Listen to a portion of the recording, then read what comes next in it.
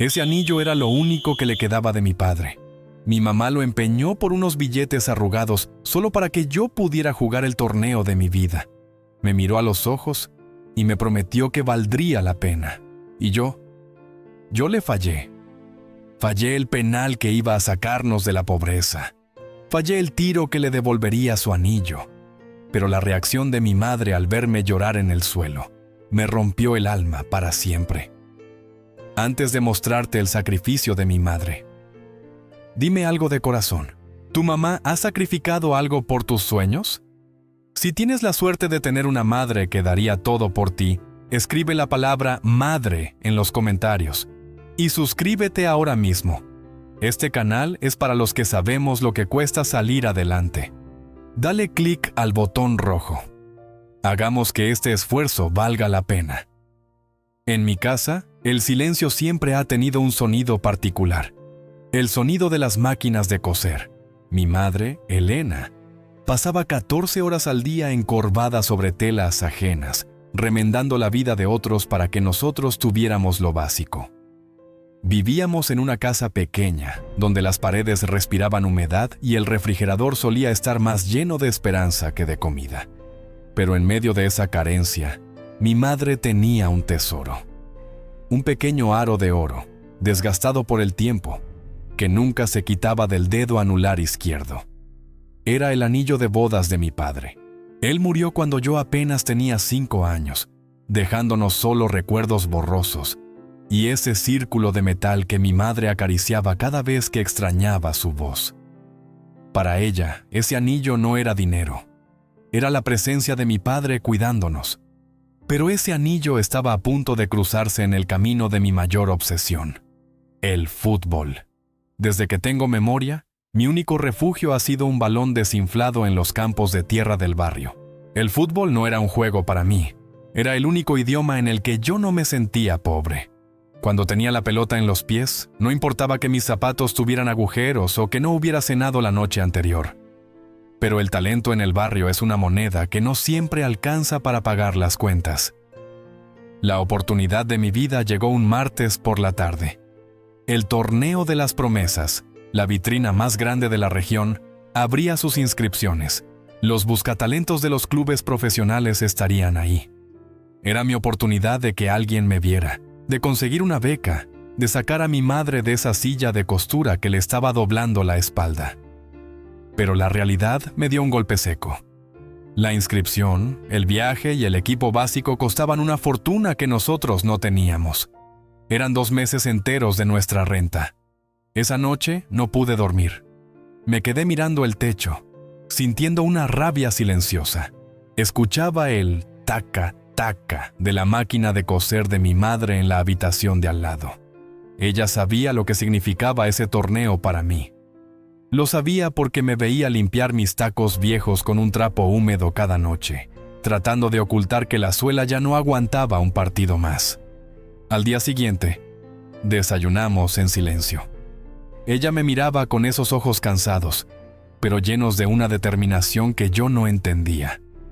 «Mateo, lávate la cara y ponte la camisa limpia», me dijo con voz firme.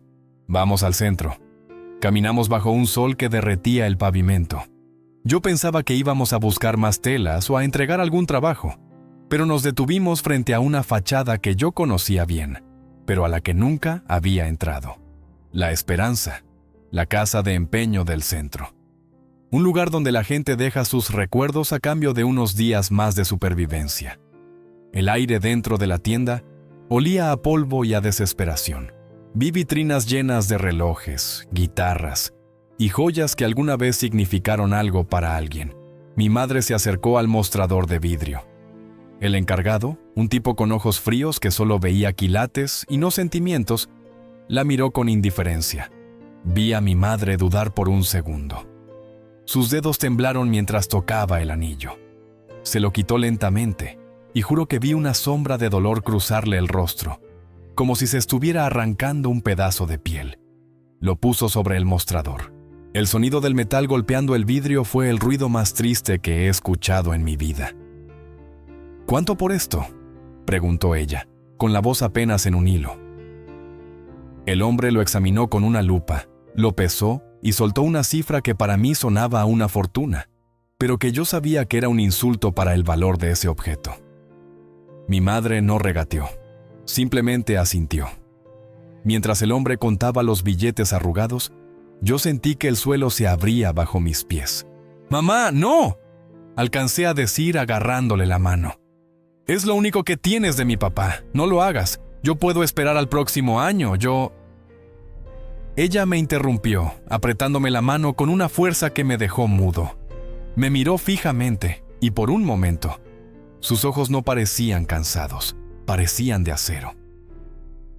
«Tu padre ya no está en este anillo, Mateo. Tu padre está en ti. Él querría que tú tuvieras esta oportunidad. No estamos vendiendo un recuerdo, estamos comprando tu futuro». Salimos de ahí con el dinero suficiente para la inscripción y para comprarme unos tacos nuevos, unos que brillaban tanto que me daba vergüenza usarlos en nuestro campo de tierra. Esa tarde, mientras caminábamos de regreso, mi madre no lloró. Caminaba con la cabeza en alto, con el dedo anular vacío, pero con una dignidad que me quemaba el alma. Yo, en cambio, sentía un peso insoportable sobre mis hombros. Cada paso que daba con mis zapatos nuevos era un recordatorio del sacrificio de mi madre. Miraba mi reflejo en los aparadores y no veía a un futbolista. Veía a un chico que cargaba con el último legado de su padre. Esa noche, antes de dormir, saqué el uniforme nuevo de su bolsa. Olía a nuevo, a oportunidad, a esperanza. Pero cuando cerré los ojos, solo podía escuchar el sonido del anillo golpeando el mostrador. Me juré a mí mismo, con lágrimas en los ojos, que no iba a fallar, que ganaría ese torneo, que recuperaría ese anillo y que nunca más volvería a ver a mi madre sacrificar nada por mí. Lo que no sabía es que el destino tiene formas muy crueles de probar tu voluntad y que mi mayor promesa estaba a punto de convertirse en mi peor pesadilla. Inscribirme en el torneo de las promesas fue como entrar en un mundo que no me pertenecía. El dinero del anillo de mi madre no solo pagó la inscripción, también compró el uniforme oficial y mis primeros tacos de marca profesional. Cuando me los puse por primera vez en mi habitación, bajo la luz mortecina de un foco que parpadeaba, me sentí como un impostor. Eran demasiado limpios, demasiado perfectos para un chico que aprendió a driblear piedras en el terronal. Pero cada vez que bajaba la mirada, veía el sacrificio de mi madre, y eso me obligaba a levantar la cabeza.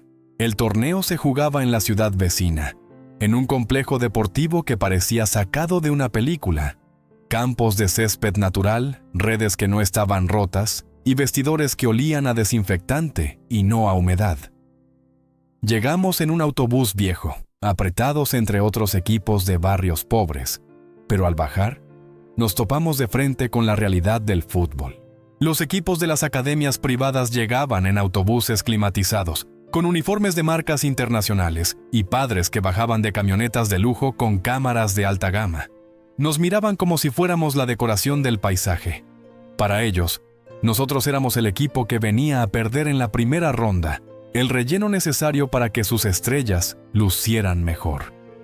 Santiago, un delantero de una de esas academias, me miró los zapatos al pasar por mi lado en el túnel. «Bonitos tacos, chavo», me dijo con una sonrisa de suficiencia. «Lástima que el equipo no viene incluido en el precio». Mis compañeros se quedaron callados, intimidados por el brillo de los rivales. Pero yo no sentí miedo. Sentí una furia fría. Esos chicos jugaban por diversión, por estatus, por un trofeo que adornaría sus estanterías llenas de lujos. Yo jugaba por el anillo de mi madre. Yo jugaba porque si no ganaba, el sacrificio de mi familia no habría servido para nada. El primer partido fue una carnicería. El césped natural se sentía extraño bajo mis pies. Era demasiado suave, demasiado rápido. Al principio, tropecé. Me sentía torpe. Escuché las risas desde las gradas, donde los padres de los otros equipos se burlaban de nuestras camisetas descoloridas. Pero entonces, miré hacia la tribuna más lejana, la que no tenía techo. Ahí estaba ella, mi madre, Elena, bajo el sol implacable, con su ropa de trabajo y sus manos gastadas, aplaudiendo sola. Estaba sola entre una multitud que no la veía, pero sus ojos estaban fijos en mí. En ese momento, el campo de lujo desapareció. Me olvidé de los tacos caros de Santiago y del olor a césped recién cortado. Volví a ser el Mateo de la noche, el que entrenaba bajo la luna con Don Chuy. Empecé a correr como si me fuera la vida en cada zancada. El primer gol fue un disparo cruzado que dejó al portero rival estático. El segundo fue una jugada individual donde dejé a 3 defensas en el suelo. Al final del partido, el marcador decía 3-0. El equipo de los invisibles acababa de eliminar a los favoritos. Así transcurrieron los días. Nos convertimos en la pesadilla del torneo. Ganamos por hambre, por orgullo, por necesidad. Yo anotaba goles, daba asistencias y jugaba cada minuto como si fuera el último de mi existencia. Pero con cada victoria, la presión aumentaba. Los buscatalentos empezaron a anotar mi nombre en sus libretas. El sueño estaba ahí, al alcance de la mano. Si ganábamos la final, el premio económico me alcanzaría para recuperar el anillo y pagar los estudios que mi madre siempre quiso para mí. Sin embargo, el cuerpo empezó a pasarme factura. El esfuerzo de jugar 5 partidos en una semana me dejó con una molestia en el tobillo derecho. Cada paso me dolía, cada salto era una tortura. No le dije nada a nadie, mucho menos a mi madre. Ella ya había dado suficiente, ahora me tocaba a mí aguantar. La noche antes de la final, no pudimos dormir bien. El hotel donde nos quedábamos era apenas una pensión barata con camas ruidosas. Salí al pequeño patio y vi a mi madre sentada en una silla de madera, mirando la luna. Se estaba frotando el dedo anular izquierdo, ese que ahora estaba vacío y pálido, por la marca que el anillo había dejado después de tantos años. Me acerqué y le puse la mano en el hombro. «Mañana lo voy a recuperar, amá», le susurré. «Mañana ganamos y vamos por tu anillo». Ella me miró con una ternura que me partió el alma. Me tomó la mano y me obligó a sentarme a su lado. «Mateo, ese anillo cumplió su propósito el día que te vi entrar a esa cancha por primera vez», me dijo con voz suave. «No juegues por un pedazo de metal. Juega porque eres libre. Juega por ti». Yo asentí, pero en mi mente, el anillo era el símbolo de mi honor. No podía permitir que se perdiera en una vitrina de una casa de empeño. Tenía que ganar. Llegó el domingo. El estadio de la final estaba lleno. El ambiente era eléctrico, cargado de una tensión que se podía cortar con un cuchillo. El rival era la Academia de Santiago, el equipo más rico y poderoso del estado. El partido fue una guerra de principio a fin. Patadas, gritos, sudor y lágrimas sobre el césped. Minuto 90. El marcador estaba empatado 1-1. Mis piernas ya no respondían. Mi tobillo se sentía como si tuviera brasas ardientes por dentro. Entonces, en la última jugada del partido, recibí un pase al hueco, entré al área y el defensa me derribó por detrás. El sonido del silbato fue como música celestial. Penal. El árbitro señaló el punto blanco. Todo el estadio se quedó mudo. Mis compañeros me miraron. El entrenador me señaló. Yo era el capitán, el goleador, el chico de los tacos nuevos.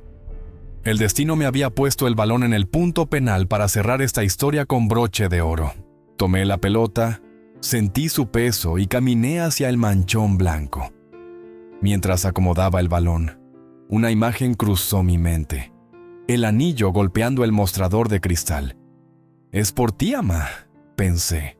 Pero en ese momento, el silencio del estadio se volvió tan pesado que sentí que el aire me faltaba. Ese balón no pesaba medio kilo. Pesaba todos los años de trabajo de mi madre. Pesaba cada lágrima que ella se tragó para que yo estuviera aquí hoy. Si tú también tienes a alguien por quien darías la vida, si tú también sabes que la familia es lo único que nos mantiene de pie cuando el mundo nos quiere ver de rodillas, este canal es tu familia. Suscríbete ahora mismo. No te pido que lo hagas por mí, hazlo por todas esas madres que vendieron lo que no tenían para que sus hijos tuvieran un futuro. Hazlo por el sacrificio silencioso que nadie ve. Dale clic al botón rojo y activa la campana. No dejes que esta historia se pierda en el olvido. Suscríbete ahora, porque lo que viene a continuación, ni yo mismo estaba listo para vivirlo. El aire en el estadio se volvió denso, como si el oxígeno se hubiera convertido en plomo. Caminé hacia el punto penal con el balón apretado entre las manos, sintiendo cada costura del cuero. Mis oídos zumbaban. Ya no escuchaba los gritos de la porra rival ni las instrucciones de mi entrenador. Lo único que escuchaba era el latido de mi propio corazón, retumbando contra mis costillas como un tambor de guerra. Acomodé la pelota con una lentitud casi religiosa. Me arrodillé para asegurarme de que estuviera sobre la marca blanca, pero en realidad, lo que hacía era ganar tiempo. El tobillo derecho me enviaba punzadas de dolor, que me subían hasta la rodilla, pero el dolor físico no era nada comparado con el peso mental que cargaba. Miré mis tacos, esos que brillaban bajo la luz del estadio, y volví a ver el mostrador de la casa de empeño. Volví a escuchar el sonido del anillo golpeando el cristal. «Esto es por ti, mamá», repetí en mi mente como una oración. «Con este gol recupero tu vida. Con este gol te devuelvo a mi padre». Me levanté y di 5 pasos hacia atrás. Me perfilé. El portero rival era un chico alto, de brazos largos, que se movía de un lado a otro sobre la línea de meta, intentando intimidarme. Se veía enorme, como una muralla que separaba mi destino de mi miseria. Pero yo no lo miraba a él.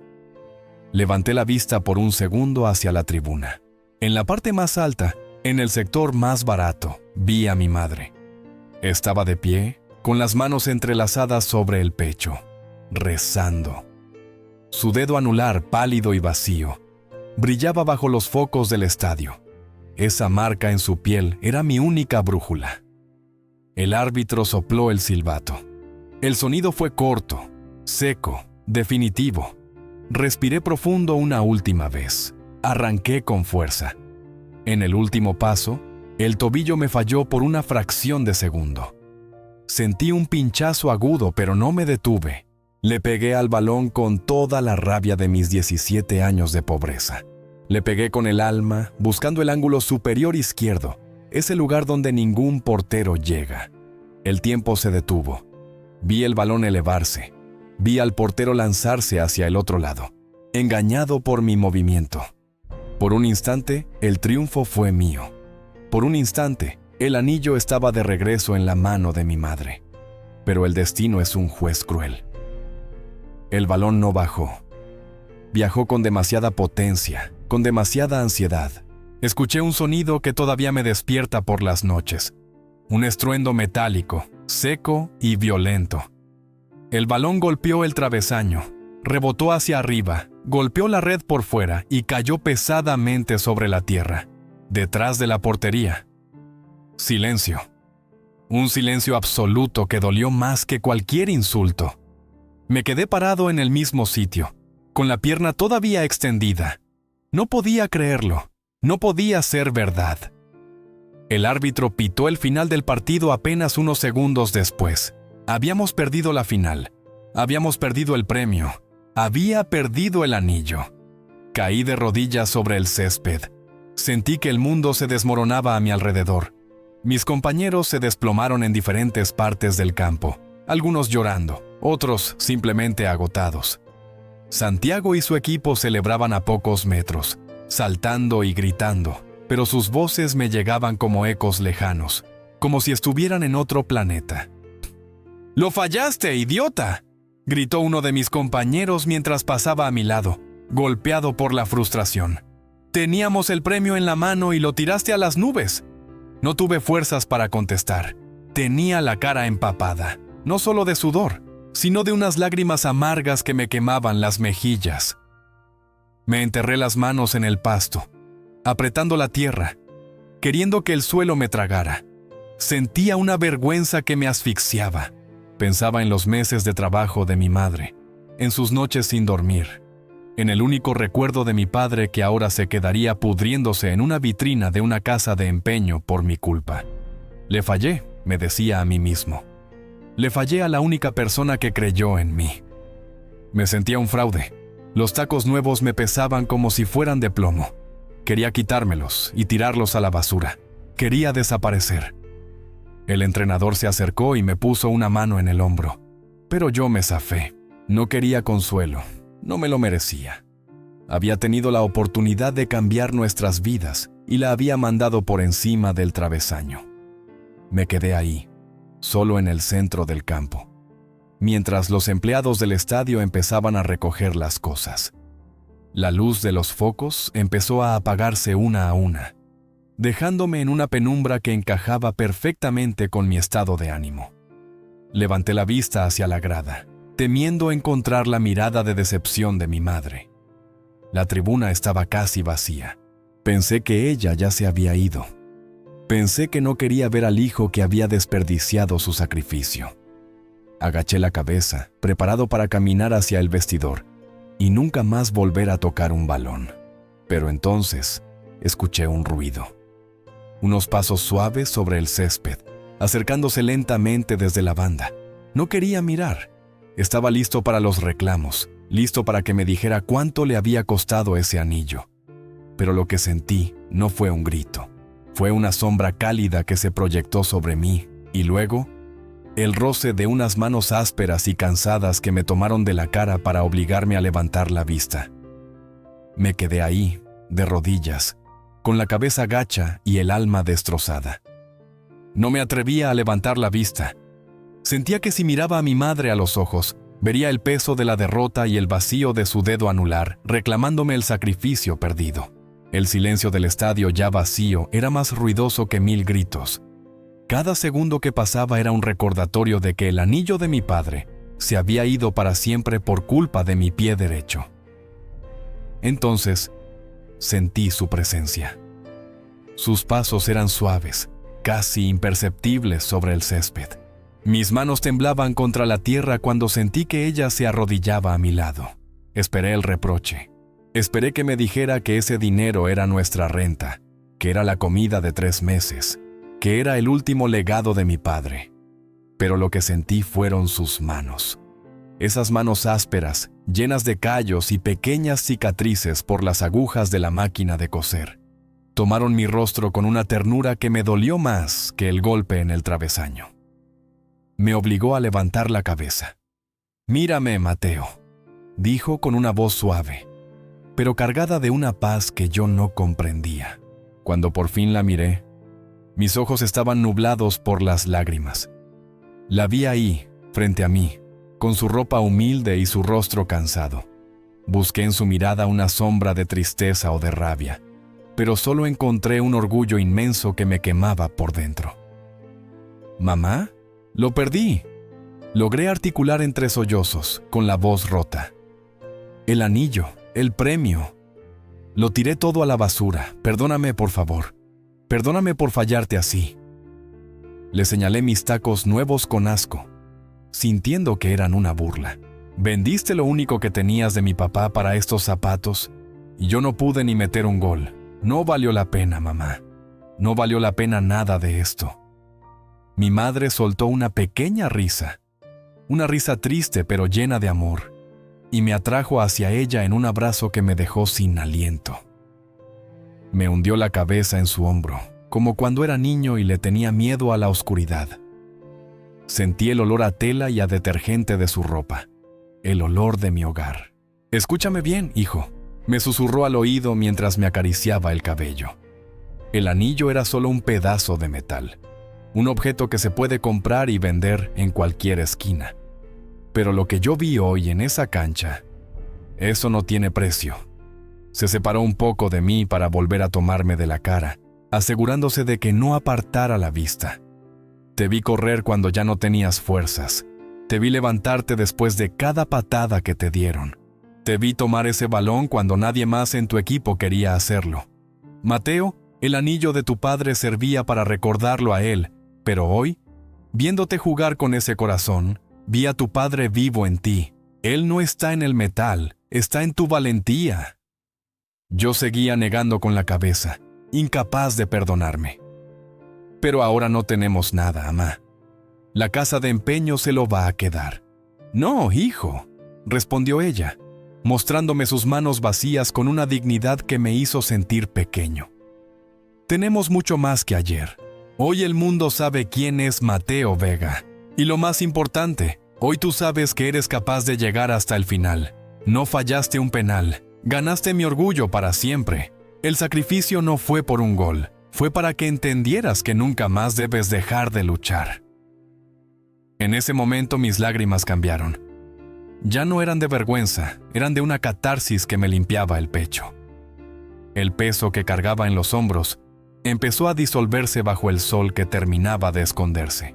Entendí que la verdadera victoria no estaba en el trofeo que los otros chicos levantaban a lo lejos, sino en esa mujer que estaba dispuesta a perderlo todo solo para verme intentar ser grande.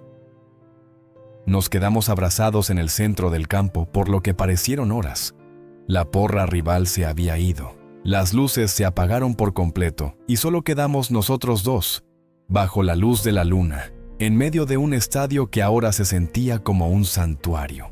«Vámonos a casa, mijo», dijo ella levantándose y dándome la mano. «Mañana hay que trabajar». Caminamos hacia la salida, yo cojeando un poco por el tobillo, pero con la cabeza más alta de lo que nunca la había tenido. Mientras cruzábamos el túnel de vestidores, vi que alguien nos estaba esperando en las sombras. Era un hombre mayor, vestido con una gabardina oscura y una libreta en la mano. No parecía un aficionado, ni un padre de familia. Tenía esa mirada afilada de quien sabe reconocer el oro entre la tierra. «Mateo Vega, supongo», dijo el hombre, dando un paso al frente. Me detuve, extrañado, todavía secándome las lágrimas. «Sí, soy yo». «Pero si viene a burlarse del penal, llegue tarde, ya lo hicieron todos». El hombre no sonrió. Simplemente me entregó una tarjeta pequeña y blanca. «No me importa el penal, chavo. Penales fallan hasta los mejores del mundo. Lo que me importa es que después de fallar, no te escondiste.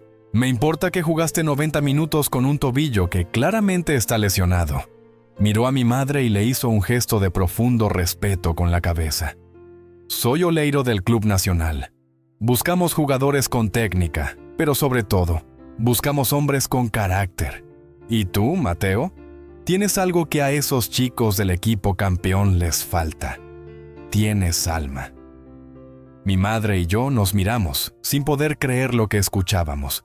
El destino, que hacía media hora me había golpeado en la cara, ahora me estaba abriendo una puerta que yo ni siquiera me había atrevido a soñar. Me quedé mirando la tarjeta del buscador de talentos como si fuera un pedazo de cristal mágico. El logotipo del Club Nacional brillaba bajo la tenue luz del pasillo. Era una de las instituciones más grandes del país, un lugar donde los sueños dejan de ser historias de barrio para convertirse en contratos profesionales. Mi madre apretó mi mano y pude sentir su pulso acelerado. Por primera vez en mucho tiempo, su rostro no reflejaba cansancio, sino una luz de esperanza pura. «Preséntate el lunes en las instalaciones del club», dijo el hombre antes de desaparecer en la oscuridad del estacionamiento. «Lleva tus tacos y, sobre todo, lleva ese carácter». El camino de regreso a casa fue diferente. Ya no pesaba el silencio de la derrota. En el autobús, mientras la ciudad pasaba como una mancha de luces borrosas a través de la ventana, yo no dejaba de pensar en la paradoja de la vida. Había fallado el tiro más importante de mi carrera, el que supuestamente nos daría el dinero para recuperar el anillo, y sin embargo, ese fallo me había dado una oportunidad 1000 veces más grande. Al llegar a nuestra pequeña casa, la realidad nos recibió con su humildad de siempre. La máquina de coser seguía allí, con una montaña de telas esperando ser transformadas en ropa ajena. Mi madre se sentó en su silla de madera y suspiró profundamente. Se miró la mano, acariciando con el pulgar el espacio vacío donde solía estar el anillo. «Mañana iré a la casa de empeño, amá», le dije, sentándome a sus pies. «Les pediré que me den unos días más. Les diré que ahora voy a jugar en el Nacional, que les pagaré el doble si es necesario. No voy a dejar que se pierda». Ella me sonrió y me acarició el cabello. con esa paz que solo tienen las madres que han ganado batallas que nadie conoce. No, Mateo. Deja que el anillo siga su camino. Ese metal ya hizo su magia. Me devolvió la alegría de verte luchar por lo que amas. Ahora, nuestro único tesoro es ese lunes que tienes por delante. Esa noche dormí como no lo había hecho en años. No soñé con penales fallidos, ni con postes metálicos. Soñé con estadios llenos y con una casa nueva para mi madre, donde las máquinas de coser fueran solo un recuerdo del pasado. El lunes llegó más rápido de lo esperado. Me puse mi uniforme limpio, el que mi madre había lavado y planchado con un esmero sagrado.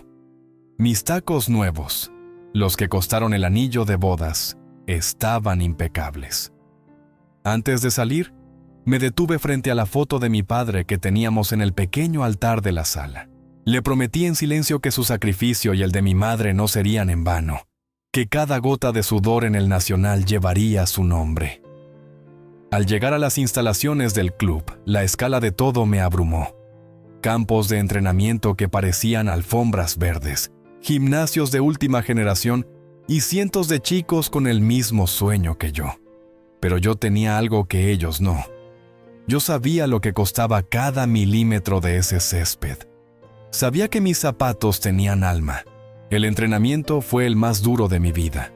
Los entrenadores no regalaban ni un cumplido. Me exigieron hasta el límite. Probaron mi tobillo, mi velocidad y mi resistencia. Al final de la sesión, nos reunieron a todos en el centro del campo. Muchos aquí tienen talento, dijo el director técnico principal. Pero en el fútbol profesional, el talento es solo el 10%.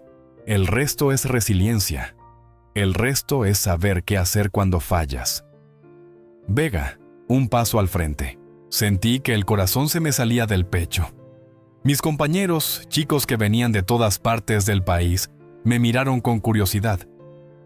Me contaron lo que pasó en la final del torneo de barrios, continuó el técnico, mirándome fijamente. Me contaron que fallaste un penal y que, en lugar de esconderte, pediste perdón y seguiste de pie. Bienvenido al Nacional, Mateo.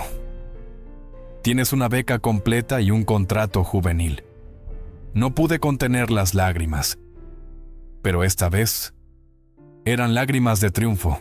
Lo primero que hice al salir fue correr a un teléfono público para llamar a mi madre. ¡Lo logramos, mamá! Me quedé. Nos van a ayudar con todo. Escuché su sollozo del otro lado de la línea.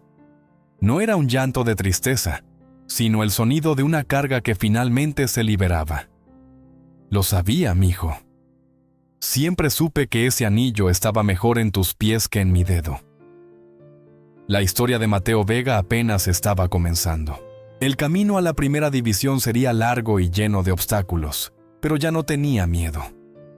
El fútbol me había enseñado que no se trata de no fallar, sino de cómo te levantas después del golpe. Y sobre todo, me enseñó que el amor de una madre es el motor más potente que existe en el universo. A veces, cuando entreno de noche en el estadio del Nacional, cierro los ojos y escucho el sonido del anillo golpeando el mostrador de cristal. Ya no me duele. Ahora ese sonido es mi motor. Es el recordatorio de que cada gol que anote, cada partido que gane, es una pequeña pieza de oro que le devuelvo a la mujer que lo dio todo por mí. No recuperé el anillo de metal, pero recuperé algo mucho más valioso. La fe en que por más difícil que sea la vida, siempre hay un nuevo comienzo esperando a los que no se rinden. Hoy, cuando miro hacia atrás, entiendo que ese penal fallido fue la bendición más grande de mi vida. Me enseñó que el éxito no es una línea recta, sino un camino lleno de baches, donde lo único que importa es quién está a tu lado cuando te caes. Si llegaste hasta aquí, es porque tú también tienes un sueño por el que vale la pena sacrificarlo todo. Y quizás, también tienes a una persona especial que cree en ti más que tú mismo. Suscríbete ahora, no solo para seguir mi camino hacia la primera división, sino para recordarte cada día que no importa cuántas veces falles, siempre hay una oportunidad más si tienes el corazón en el lugar correcto. Dime en los comentarios, ¿quién es esa persona que siempre ha creído en ti? Quiero leer sus historias y honrar a esos héroes silenciosos junto con ustedes. Soy Mateo Vega, y mi historia apenas está por escribirse. Nos vemos en el próximo partido.